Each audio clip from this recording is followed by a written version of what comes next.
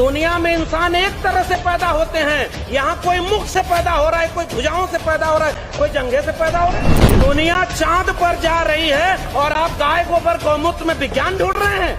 ये अंबेडकर के सपनों का भारत है क्या? आप अमेरिका में जाकर इस देश के प्रधानमंत्री कहते हैं कि हम युद्ध के नहीं बुद्ध के देश हैं, और यहाँ भारत में आकर के बुद्ध के खिलाफ युद्ध छिड़े हुए हैं। एक हाथ में जय भीम जय मंडल और दूसरे हाथ में परशुराम की कटार, ये कभी नहीं चलेगा, वरना पीढ़ियां आपको माफ नहीं करेंगी। विष्णु मंदिर परशुराम मंदिर बनवा के बहुजन से सर्वजन करवा के आप क्या अपने आने वाली पीढ़ियों को जवाब दे पाएंगे? इस देश में जब स्कूल कॉलेज और विश्वविद्यालय के लिए आंदोलन होना चाहिए तो मंदिर मस्जिद के लिए आंदोलन हो रहा है। ये अम्बेडकर के सपनों का भारत है। जो लोग डॉक्टर अम्बेडकर का नाम लेते थे वो आज आलीशान महलों में रह रहे हैं, और जिन्होंने उनके किताबों को एक किया वो आज ऐसे टूटे फूटे घर में रह रहे हैं। वो बेच रहे हैं भारत को, मैं चैन से कैसे सो जाऊं, सौगंध मुझे इस मिट्टी की, मैं देश नहीं बिकने दूंगा। और हो क्या रहा है? शिक्षा बिक गई है, हवाई चप्पल वालों को जहाज में जलाएंगे, जहाज बिक गया, एरोप्लेन बिक गया, रेलवे बिक गई, सरकारी नौकरी -1% बची है। आपका रिजर्वेशन कहां बचा है? ये अम्बेडकर के सपनों का भारत है क्या? कि डॉक्टर अंबेडकर के सपनों का जो भारत है, सामाजिक न्याय का जो भारत है, उसे कैसे बनाया जाए और उसमें बुद्धिजीवियों की क्या भूमिका हो सकती है, इस बात में हमें अपनी बात कहनी है। और आपने मुझे बुलाने का जोखिम भी उठाया है, तो मैं पूरे भरोसे पर खरा उतरूंगा, क्योंकि न तो अभी मैं किसी पार्टी का विधायक हूं, न सांसद हूं, और न मुझे आपका वोट चाहिए। यह एक वैचारिक आयोजन है, क्योंकि आपने डॉक्टर अंबेडकर से लेकर के तथागत बुद्ध का नाम लिया है, इसलिए यहां से सच बोलना बहुत जरूरी है। और आपके विषय पर पहली मेरी बात यही है कि बुद्धिजीवियों की आज सबसे बड़ी भूमिका क्या है। पहली बात तो यह कि मैं अपने को कोई बुद्धिजीवी नहीं मान रहा, अभी तो हम सीख रहे हैं। मैं उस जमीन पर हूं जहां अभी आज अलीगढ़ में हम अनंतराव अकेला साहब से मिलकर आए और मान्यवर कांशीराम का संग्रह लेकर आए कि डॉक्टर अंबेडकर ने जितना जो बात कही थी, मान्यवर कांशीराम ने, डॉक्टर अंबेडकर ने किताबों को जोड़ा, मैंने लोगों को जोड़ा है। उनके साथी से ये ऊर्जा लेकर आया, उनका घर देख करके आया जिस घर में वो रह रहे हैं, और उनकी पीड़ा भी सुन करके आया। जो लोग डॉक्टर अंबेडकर का नाम लेते थे वो आज आलीशान महलों में रह रहे हैं, और जिन्होंने उनके किताबों को एक किया वो आज ऐसे टूटे फूटे घर में रह रहे हैं। इसलिए जरूरत इस बात की है कि आप कहीं उस रास्ते तो नहीं जा रहे कि जैसे देवी देवता का नाम लेकर के राजनीति हो, माला पहनाया जाए, आप वहां पर डॉक्टर अंबेडकर को रख देंगे, तथागत बुद्ध को रख देंगे, तो हमारे जैसे लोग उसके खिलाफ खड़े होंगे, पहली बात। और उस समय उन्होंने कहा था बुद्धिजीवियों की भूमिका। मैं कोट करते हुए डॉक्टर अंबेडकर को यह बात कह रहा हूं। 1956 में डॉक्टर अंबेडकर ने एक वाक्य कहा एक सभागार में कि मुझे पढ़े लिखे लोगों ने धोखा दिया है। और वो धोखा क्या था? वो हमारे जैसे लोगों ने धोखा दिया, हम उन्हें धोखा दे रहे हैं। मैं अपने को शामिल करके ये बात बोल रहा हूं।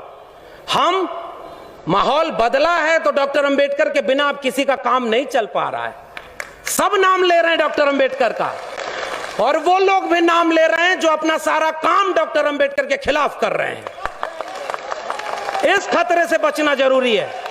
मैं कोट पढ़ रहा हूं, 1940 में, किताब का नाम है पाकिस्तान और the partition of India. Doctor Ambedkar क्या लिख रहे हैं आप सुनिए। अगर हिंदू राज हकीकत बनता है तब वह इस मुल्क के लिए सबसे बड़ा अभिशाप होगा। हिंदू कुछ भी कहें, हिंदू राष्ट्र, हिंदू धर्म समानता, स्वतंत्रता और बंधुत्व के लिए खतरा है। उस आधार पर वह लोकतंत्र से मेल नहीं खाता है। हिंदू राज को किसी भी कीमत पर रोका जाना चाहिए, डॉक्टर भीमराव अंबेडकर कह रहे हैं। इसलिए मैं इस मंच का इस्तेमाल केवल अपने विषय के लिए कर रहा हूं। आपने मुझे विषय दिया है कि बुद्धिजीवियों की भूमिका क्या होगी, तो बुद्धिजीवियों की भूमिका यह होगी कि आंख में आंख डाल करके वह सच कहा जाए जो वक्त में कहने पर जेल में भेजा जा रहा है। दूसरी बात, डॉक्टर अंबेडकर के सपनों का भारत कैसे बनेगा? आप ये कहेंगे कि हमने उनकी मूर्ति बनवा दी, उनका आवास जो पुराना आवास था उसको बना दिया, हम आपको धन्यवाद कहेंगे। फिर आपसे पूछेंगे कि डॉक्टर अंबेडकर के सपनों के भारत में क्या था? आप कह रहे हैं शिक्षा थी। तमाम नेता लोग हैं, मैं किसी का नाम नहीं लूंगा, बुद्धिजीवी इशारों में बात करता है। हम किसी व्यक्ति और नेता को इतना महत्व क्यों दें कि उसका नाम लेने की जरूरत पड़े?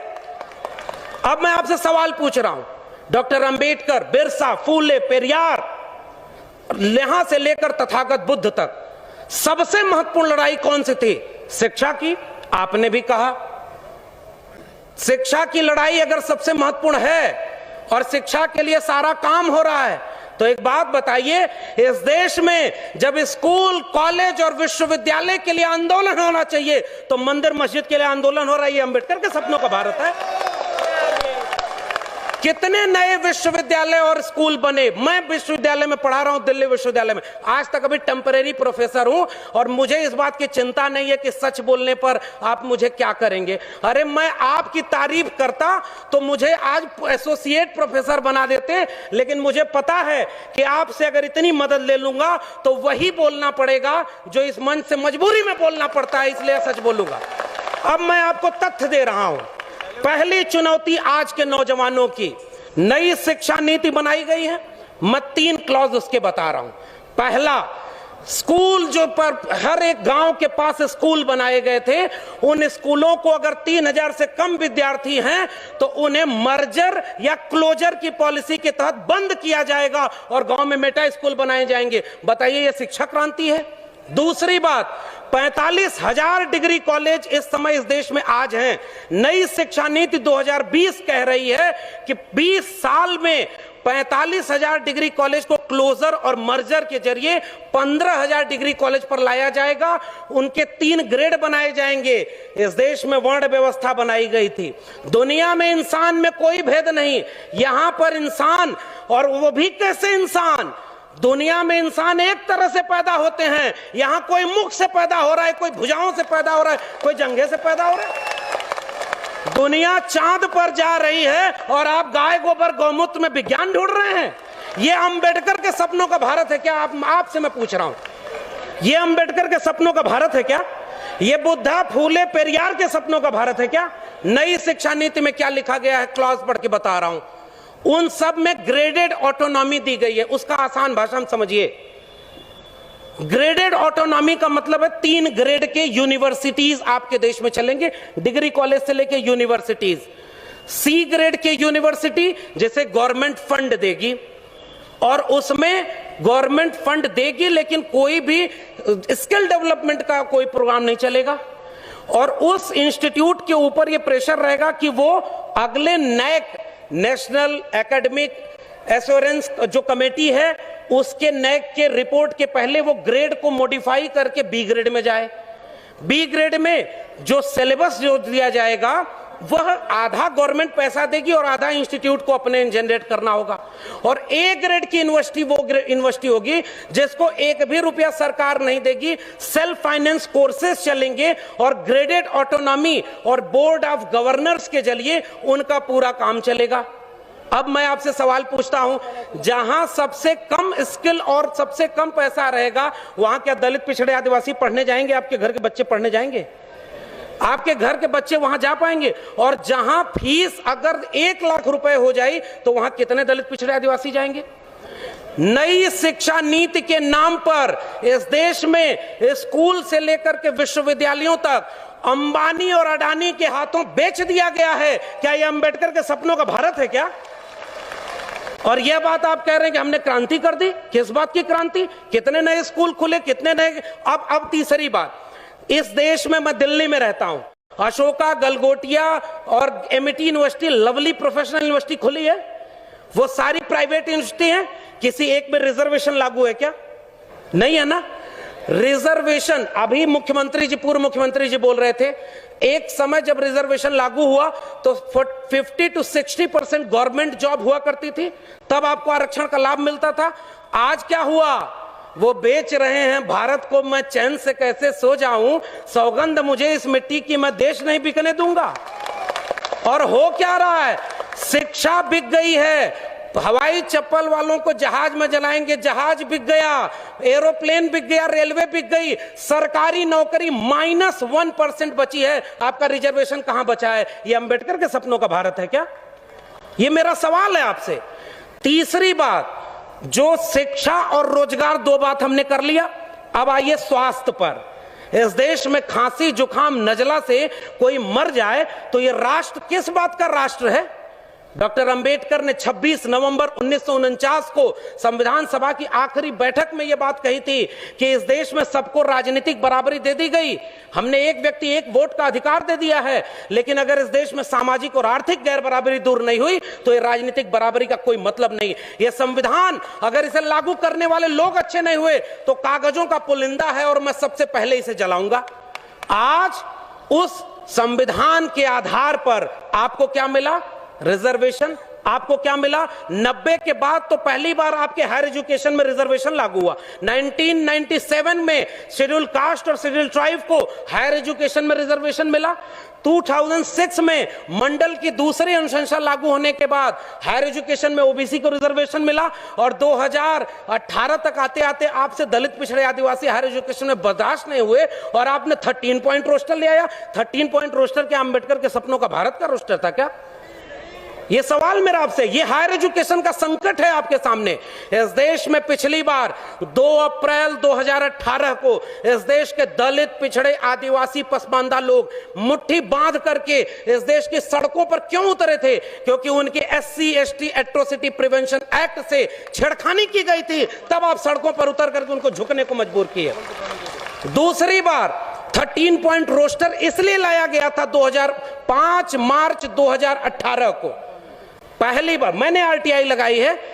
1 जनवरी 2020 तक इस देश में जो डेटा है वो मैं डेटा आपके सामने रखता हूं। बुद्धिजीवी का मतलब केवल भावुक भाषण देना नहीं होता। ओबीसी रिजर्वेशन आया 2006 में। उसके बाद इस देश में नई शिक्षा नीति आ गई। पहली बात तो यह समझिएगा कि अब पूरी प्राइवेट शिक्षा अब प्राइवेट हाथों में चली जाएगी। न्यू एजुकेशन पॉलिसी कहती है 40% सिलेबस अब ऑनलाइन मोड में चलेंगे। कितने घरों के बच्चे ऐसे हैं जो वो अपने बच्चों को मोबाइल और लैपटॉप दे सकते हैं? एक मुख्य अतिथि जी का भाषण चलाना था, कितना मुश्किल हुई। मेरी अपनी क्लास में 50 विद्यार्थी पढ़ते हैं और ऑनलाइन में आज 25 विद्यार्थी बाहर हैं। मैं दावे करता हूं वो 25 विद्यार्थी दलित, पिछड़े, आदिवासी हैं जिनके घरों में मोबाइल नहीं है, इंटरनेट नहीं है। आप वहां नहीं शिक्षा ला रहे हैं। आप बुनियादी जरूरत तो पैदा कर नहीं पाए। और मैं डेटा पढ़ रहा हूं 1 जनवरी 2022 का डेटा। वो डेटा आपके सामने कह रहा है 97.6% ओबीसी प्रोफेसर की पोस्ट खाली है। 95% शेड्यूल ट्राइब के प्रोफेसर की पोस्ट खाली है और 93.8% शेड्यूल कास्ट प्रोफेसर की पोस्ट खाली है। डॉक्टर अंबेडकर के सपनों का भारत का मतलब यह है कि 85% दलित, पिछड़े, आदिवासी, पसमानदा के 85% प्रोफेसर होने चाहिए, 85% डॉक्टर होने चाहिए, 85% इंजीनियर होने चाहिए। और आप क्या बना रहे हैं? तीसरा मुद्दा स्वास्थ्य का। राष्ट्र बनने का मतलब क्या था? राष्ट्रवाद का सर्टिफिकेट आज वो लोग बांट रहे हैं जिन्होंने अंग्रेजों से माफी मांग करके कहा था कि हमको पेंशन दीजिए, हम आपकी मदद